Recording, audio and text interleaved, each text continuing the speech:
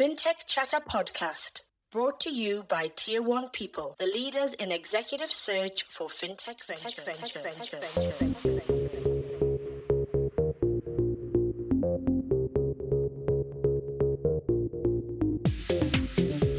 Hello and welcome to Fintech Chatter, the podcast where I chat with fintech leaders about their secrets to success. I'm Dexter Cousins, your host and the founder of Tier 1 People, the executive search firm dedicated to connecting high-growth fintech companies with exceptional leadership talent. With a proven track record in placing top executives in mission-critical roles, Tier 1 People is trusted partner for many of the world's most recognizable fintech brands. Today's guest is Rob Lincolne from PayDoc. Rob, welcome to the show. Thank you very much for having me, Dexter. It's great to be here. Your Fintech Chatter debut, and I'm pretty excited because, as people will have picked up from your accent, you're an Aussie, but PayDoc is a UK headquartered fintech. Really curious to find out what kind of drove that move. But before we do, would you mind telling our listeners a little bit about Rob Lincolne and a little bit about PayDoc? Yeah, thanks, Dexter. And it's great to make my debut here. I'm, as you rightly deduced, I am Australian. I'm from the north of Tasmania in Devonport. I'm very proud Tasmanian. I think if most Tasmanians have their way, it'll be its own democratic republic at one point. Yeah. But look, very proudly Tasmanian. I've been living in the UK since 2018, but started PayDoc in 2015. And in fact, we were one of the first residents of the Tyro Fintech Hub, Wow. if you remember. Yeah, I remember, the good old days. Yeah, we're one of the first through the door there. I remember going back and saying to my wife, I think we're Fintech. I think that's a name. I think that's a thing. So it was a while ago. Yeah. So what tell us a little bit about PayDoc and the big problem that you solve. Yeah. Thanks, Dexter. Look, the problem that we solve, the way that we look at it, it's one of the biggest problems in fintech today, and it's a double-sided problem.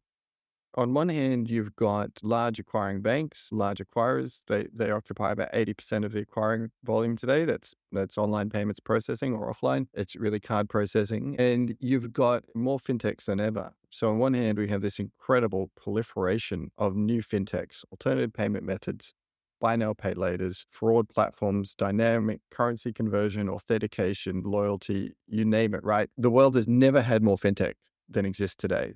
And at the same time, you have large incumbent processes and platforms. I mean, some of this technology dates back to the 80s. You've got fintech trying to get out to the market, and then you have these large legacy tech platforms that can't innovate fast enough.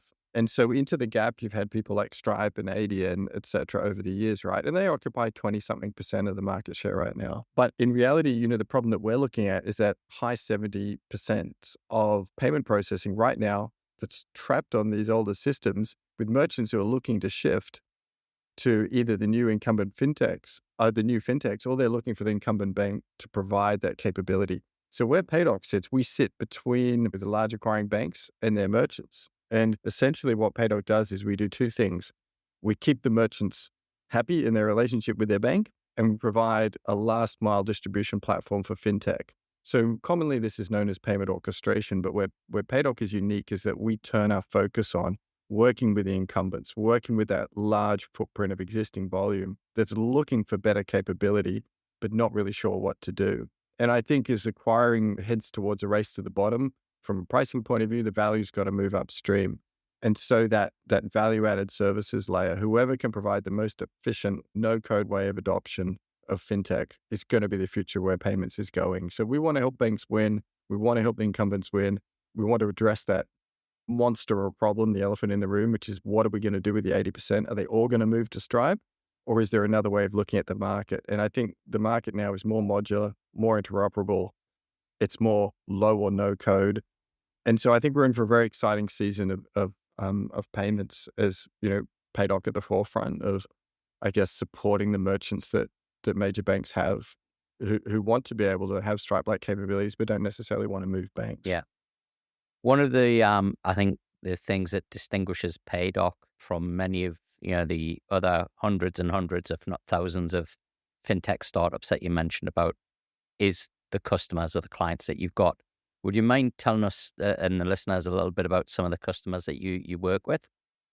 Yeah, absolutely. We work with major banks. So major banks is our sweet spot. So in Australia, we're working with the Commonwealth Bank of Australia. We work with them on a product called Powerboard, and it enables their merchants to have world-leading fintech, while maintaining their relationship with the Commonwealth Bank. We also work with a major retail group, which is the Coles Group in Australia and their brands, providing orchestration services to them. And globally, we're involved in opportunities in the GCC, in Africa, in LATAM, in UK, in North America.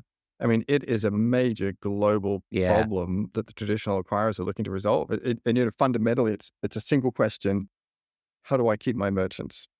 I need to retain my merchants. I need sticky merchants, and they have to deliver more value, but they can't spend, 500 million building a new platform from the ground up over the next 5 years. They need to do something faster, and Paydoc's the answer to that. So I guess in terms of your approach to innovation there, you talked about no code. What has been the approach to innovation? And, are you a tech-led innovator, finance-led innovator? What's been the approach there?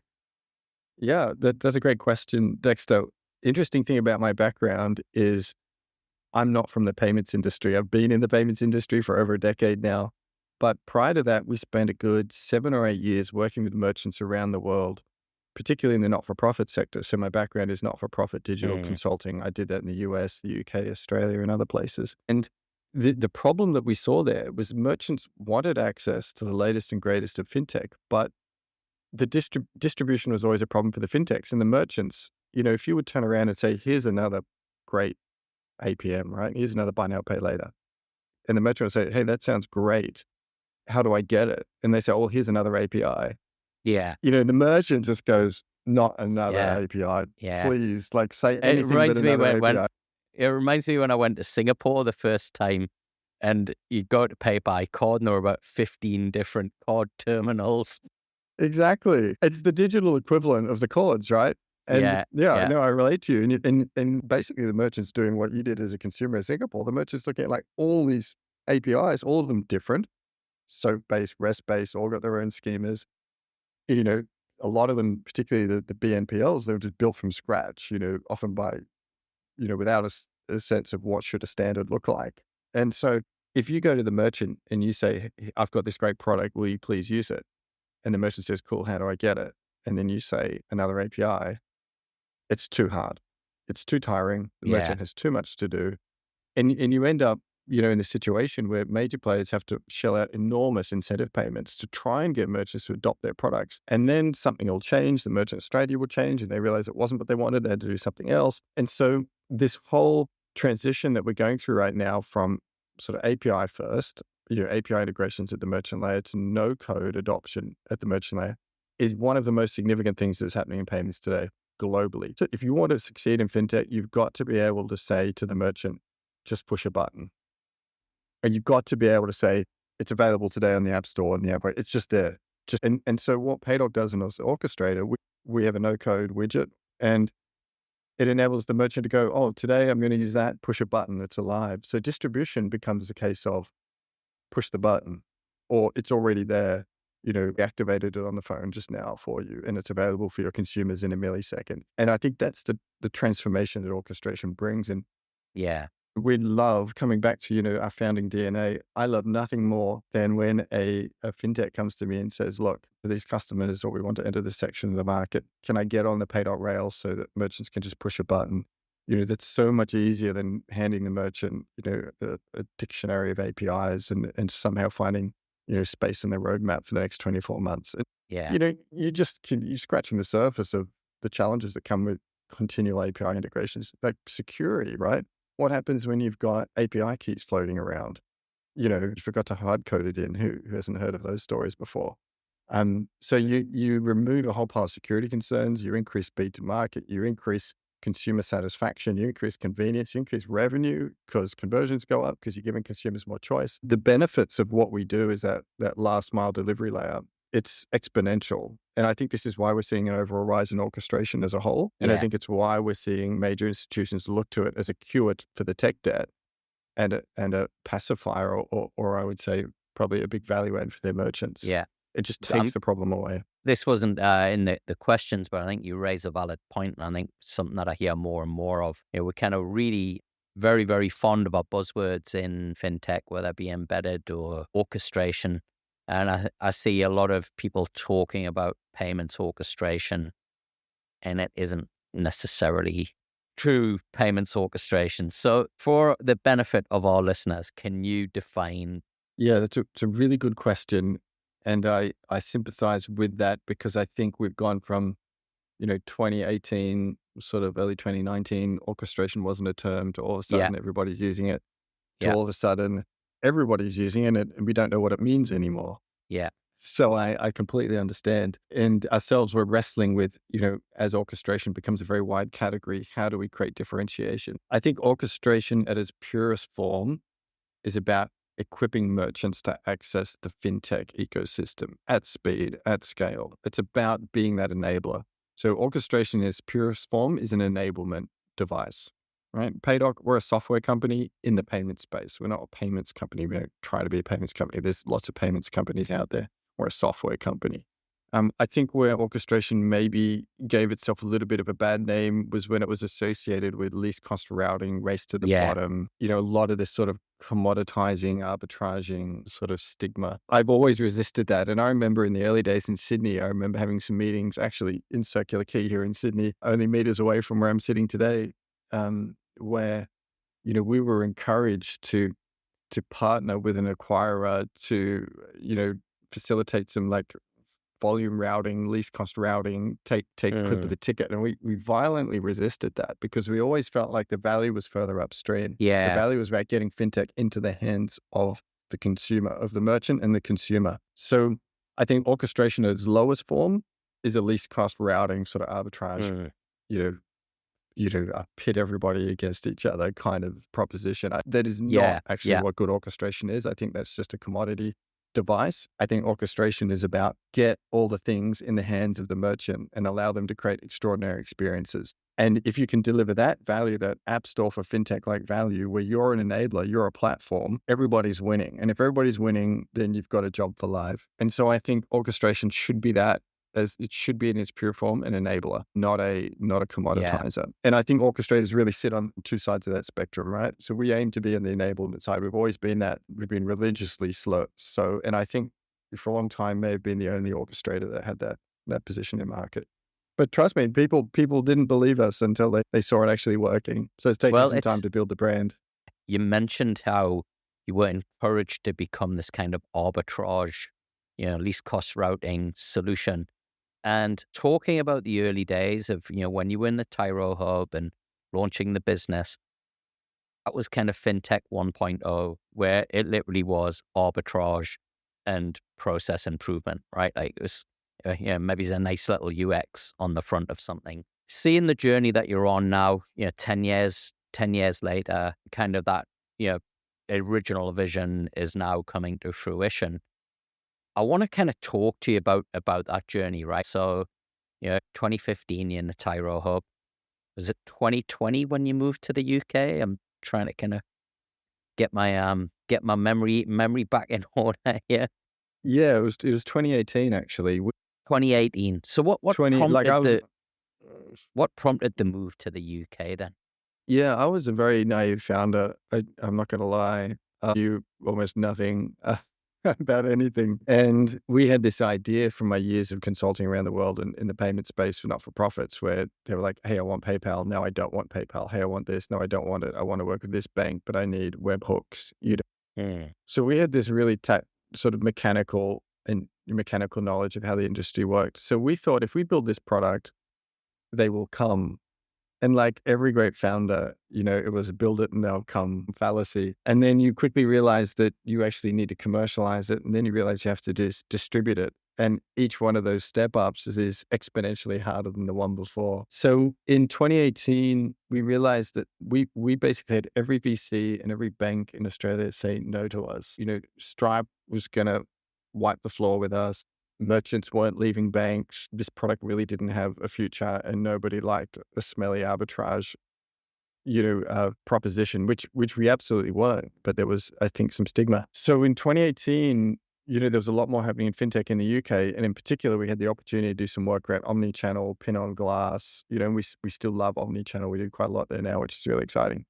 And so we had the opportunity to partner with a fintech out of Level 39 in the UK. And honestly, we did that for a couple of years, kept the lights on, kept the dream alive, and enabled us to prove the value that pure enablement orchestration had in the market. And so come 2020, 21, ironically enough, we started getting some great traction in Australia. We were able to prove our value to the ecosystem, to the payment processors in Australia. And it started to work and the lights started to come on. And as we delivered more and more value into the market and more people talked about it, we established quite a footprint here in Oz.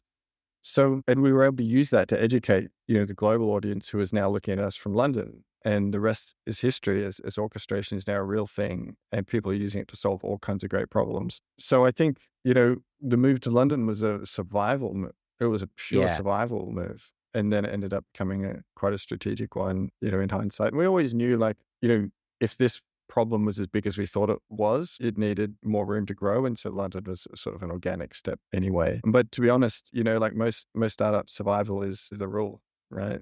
Yeah. Survive your way. Exactly. Live to fight another day, isn't it? And earn the right to the next 6 months, I think. Is kind of conversation I seem to have every day of my life for the last 10 years. In terms of this, where you're at now then, Rob, how many people are you all together at PayDoc? Yeah, so we're about 100 people here. We're about 65, 67% engineering. So we're very heavily engineering focused business. We're very heavy on engineering. We've got a 2-year roadmap we can't seem to get through fast enough. For anybody in the space and other orchestrators out there, this is really hard what we're doing. It's not easy. The payments world is very fragmented, very diverse. Making things work together well is hard work, but it is the future, right? And if you can solve a big problem and give the merchant a wonderful experience, you've built an incredible business. And I remember Tobias from Shopify talking about, in any B2B sale, there's 3 parties and 2 heroes, and you're not the hero. And I feel like that's PayDoc's role. It's not to be the hero. It's to help the fintechs get to the merchants and ultimately to the consumers. Yeah. You mentioned there about the team. I think one of the advantages of being in the UK is just its proximity.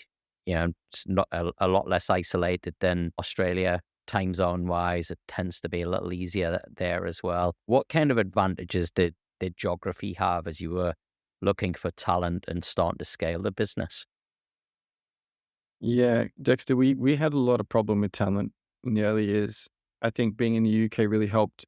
We actually still have a pretty significant engineering contingent in Ukraine. So we established that hub before the war, before Russia invaded Ukraine. One of my favorite memories about the story so far was the way our customers rallied behind the company and the team at the beginning of the war. And we now have little hubs in Europe, across Europe. We have access to pretty deep talent pools across Europe. We still have some of our team in Ukraine, which is really wonderful, and we support them. But it's certainly given us the ability to pull down world-class talent into the business when we need it. So, our CTO used to run the wholesale banking stack at ING. This kind of global experience that we find in Europe, being able to deploy that directly into Australian banks and Australian brands is actually something I'm really proud of. We want to have world-class talent. We want to make it available to Australian brands, and we want to make it available globally as well. So London and Europe made a good sense. I think the time zone one, I think we can make it more of an issue than it really is, if I'm being honest. I think it has advantages as well as disadvantages, and it's just about how you manage it. Yeah, I've got a client of mine, and he had a head of engineering that was based in the Hebrides. They would call him the code fairy because every time there was a problem, they'd let him know, and they'd go home, come back in the morning, and it was all fixed. It was fixed. Basically. So it does have its advantages if you can get it people in the right spots, in the right time zones. That's right. Look.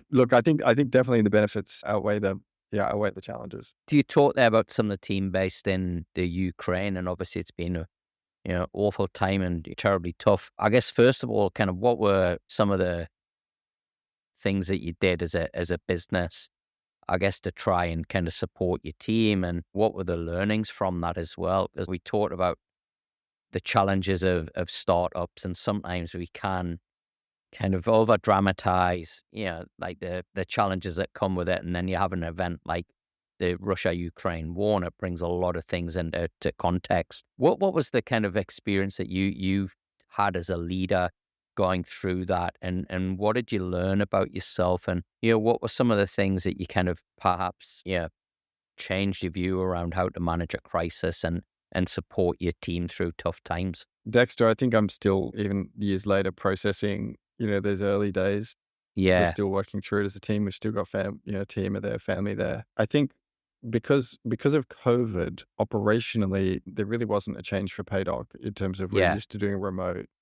It's certainly changed my worldview. It's changed the respect I have for the strength of the Ukrainian people. When you're sitting in Zooms and it's, oh, I need to go down to a bunker, there's an air raid siren gone off. Not sort of the experience I grew up thinking, oh, that's going to be part of my daily life now. And, when the war started, the first thing I did was turn on the news, and there's our office with Russian, bombardment happening on the hill behind our office, with our offices in the front, what? and there's all the bombs. Yeah, Wow. it was on the BBC, and I'm like, oh, I was like, holy shit, that's my office. Sorry. So I think we did everything we could to get our team to safety. The team rallied up, just so impressed by the resilience and the courage of the team. And then we wrapped our arms around them to the full extent that we were able to. You know, I I think so. I feel like in some ways COVID was a real blessing in terms of setting us up for this, in terms of where we manage our code, the way we manage releases, our pipelines, everything like that. And then I think the way that we saw our team also rally internally to support and wrap arms and help with transport and migration, everything else. And I know a lot of other Yeah, companies did exactly the same thing.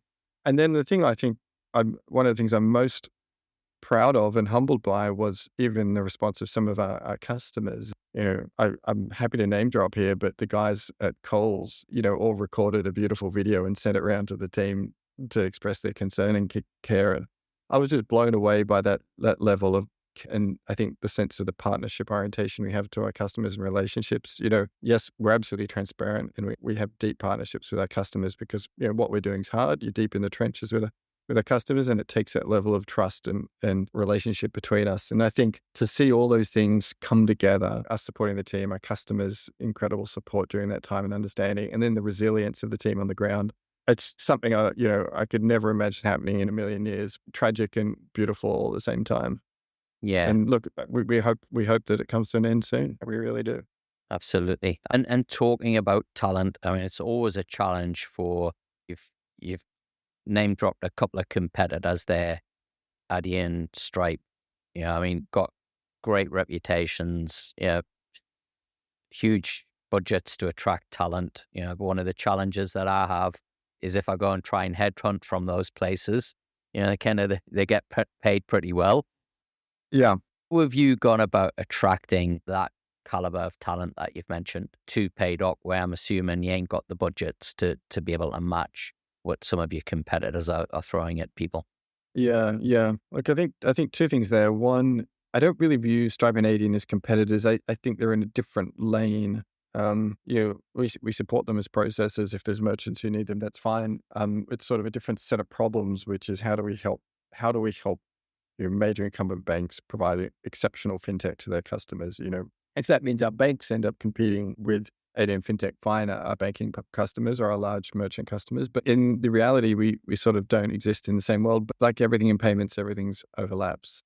Yeah, But when it comes to talent, I guess the people that we like to hire are people who like to solve really big problems in innovative ways.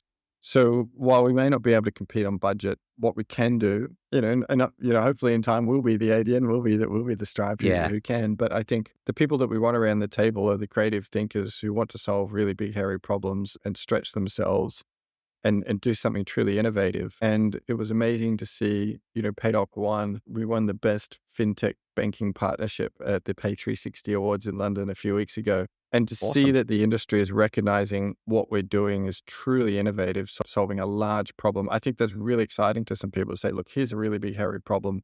If we get it right, we can change the world. 80% of acquiring volume is stuck in this old way of doing payments. Let's bring them into the no-code, fintech-enabled future. and to see the industry recognizing that as a different way of doing payments, a completely different way of doing payments, is really exciting. No longer is it about the form factor. No longer is it about the specific instrument. The lines between online and offline are more blurry than ever. And we have to do something different because, as we were saying before, just a million APIs, go for your life, is not the future of payments. But there's definitely a million vendors out there, and we want to capitalize on them all. And I think that's a really interesting problem for people who love payments and want to solve these kind of problems. And so we actually see quite a lot of inbound resumes and requests from people in the incumbent saying, look, I really like what you're doing there. I can see how this solves a lot of the problems I've seen in my role for the last 10 years. Maybe I can help you solve it for us and others. So that kind of recognition is really exciting. So I think great talent is about great problems to solve and also about great culture. And I think giving people a lot of room to stretch and flex and be creative is part of our Are there DNA. any other qualities other than that kind of creative, kind of wanting to build, wanting to problem solve approach? Are there any other qualities that you kind of have found over your years as a founder that, I'm sure you've made some hiring mistakes as well. Like, look, kind of, I've got to make sure that they've got, these 5 qualities or, and I've got a system or a method for being able to test, kind of that quality.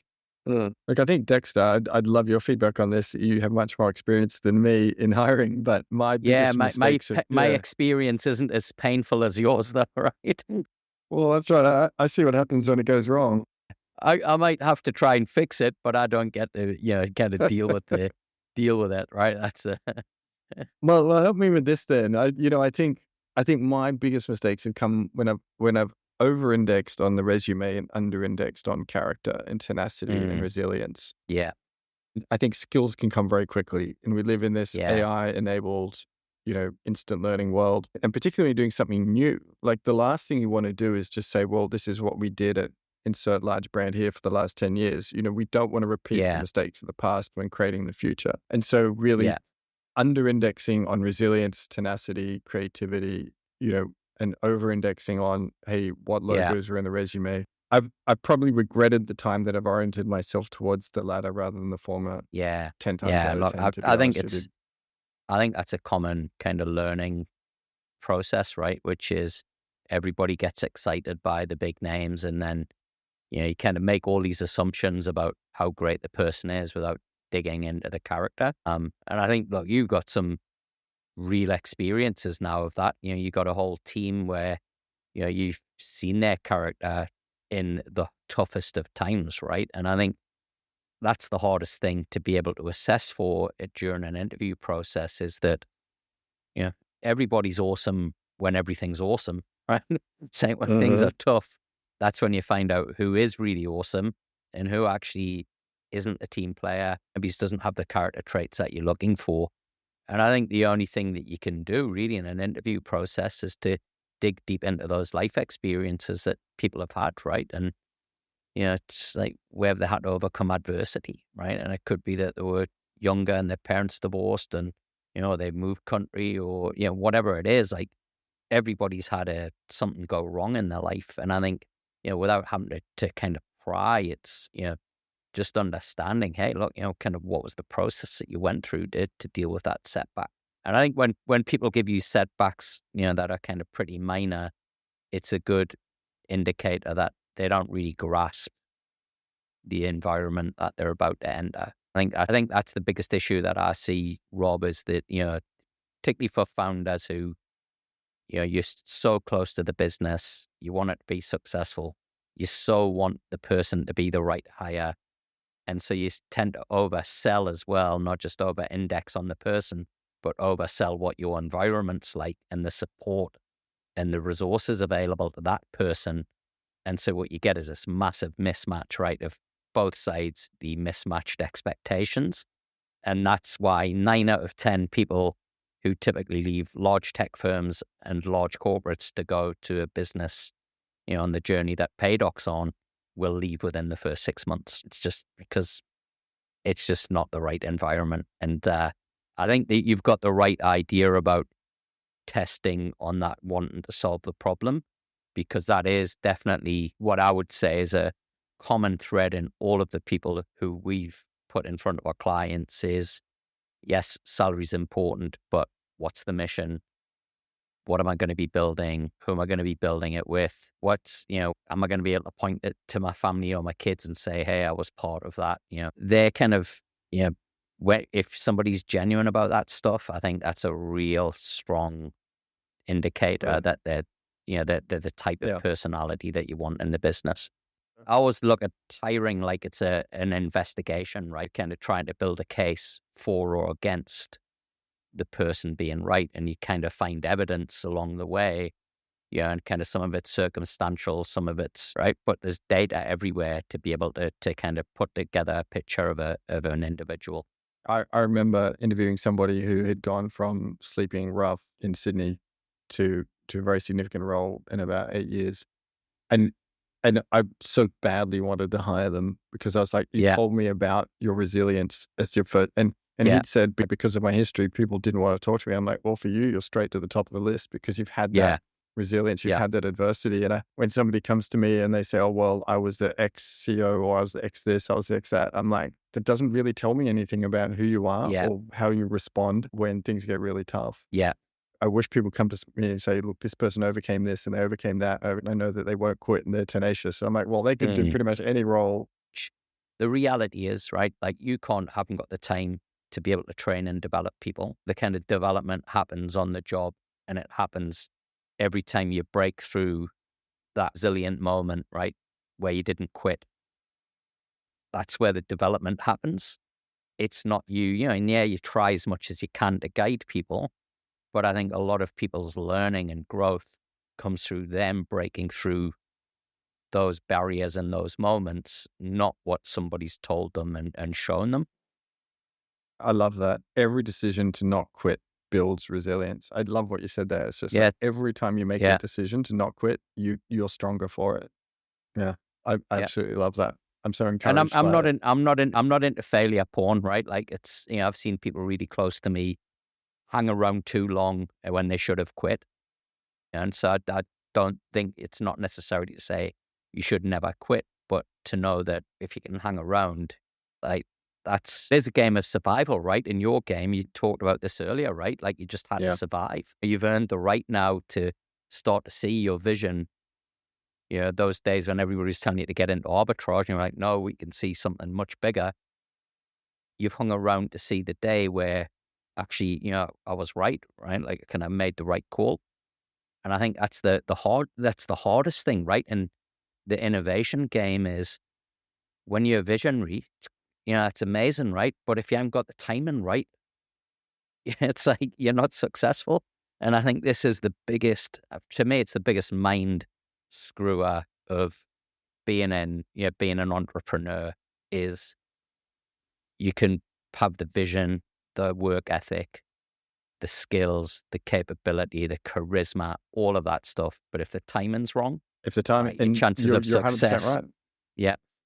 And look, I'll be the first to admit we were too early. And I think the only benefit that came from being too early was the opportunity to not quit when you were tempted and the resilience that comes through that. Yeah. But you were right. Our timing was way off at the beginning and we learned other lessons and we managed to survive till the timing was right. And I think that's a message for a lot of other startups. You might not be wrong. It might just be the right time. So hang in there.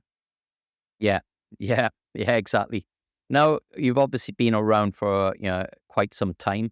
What's your analysis of fintech at this moment in time? You kind of, you've got operations here in Oz, in the UK, across Europe. You got a really good view as to, I guess a sense check as to, where we're at globally at this point. Are you excited, optimistic, or do you think we've had the kind of worst of us behind us now, or do you think we're in 2025's got more kind of challenges ahead? I think we're down to real business now. I think the hype is over. I think it's down to solving real problems and creating actual value. A few years ago, I would have said fintech is like, here's a new wallet, here's a new APM, here's a new BNPL. Like, I wouldn't say that was really adding like sustainable value to people's lives in like, it wasn't infrastructure. And I think the season that we're in right now is like there's infrastructure level problems that need solving because we've had Yeah. so much pumped into the system. Yeah. We've all looked at that and gone, whoa, that's a mess. Like, how do we Yeah. actually make this all glue together, Yeah. right? And I think orchestrators have a central role in the future of payments done well. Orchestration is infrastructure, orchestration is enablement, because someone's got to clean up the kitchen, and make it accessible to all the acquirers and merchants out there. And then if we do that, the future of payments is very exciting. If we create an environment where it's easy to create and deploy and reach the consumer with your new fintech through enablement platforms like PayDoc, I'm hugely excited about that. So I know people have felt like orchestration, we've talked about it for a long time, but I think as a concept, it's only just beginning to get into its groove. And you look at, the places that we're working, our incredible pipeline, our great partners and customers, it's just a testament to the direction of travel. And I think that's because, we are just solving a really practical problem that needs cleaning up. And so I think the hype days of fintech are definitely behind us. I think now we're just problem solving, creating value, solving structural issues. And alongside that, we'll be able to see new innovation come through those new systems. And so we look forward to being at the front of that. Yeah. But I think the hype is definitely behind us. And I think we're just on with business now in the fintech world. Yeah. That's the exact same synopsis that I made when I did the Singapore FinTech Festival review with Chris Rogers a couple of weeks back. And I think we both agreed as well that, hey, the overriding theme that we got from that festival was there was nothing new, bright, flashy, and shiny. It was, we don't need any more shiny stuff. We just have to make, like the technology, we ain't getting any kind of, we're going to get incremental kind of improvements. We got to try and make all of this work together. So absolutely agree with you on that. I think it was kind of loud and clear message coming through at Singapore as well. We're coming to a wrap, but before we do, one thing that I always like to ask founders is just about, I guess, their daily habits and routines and life hacks. I'm not trying to turn into the Andrew Huberman show, but I think, look, our kind of, our mental and physical ability to, is critical to the success, right? And I think particularly over this last couple of years, it's become a subject that I think a lot more of my listeners have wanted to understand. Hey, like what secrets do people have? What's your typical day look like? Do you have any kind of routines that you stick to or habits that you've got that you kind of just have to do? And if you don't, you feel crummy for the rest of the day? I'd love to know what yours are, Dexter. I'm learning. We're always experimenting on ourselves, but as I get older, it's not automatic. And because we're, a global company, PayDoc runs 24/7. I could be working 24 hours a day if I wanted.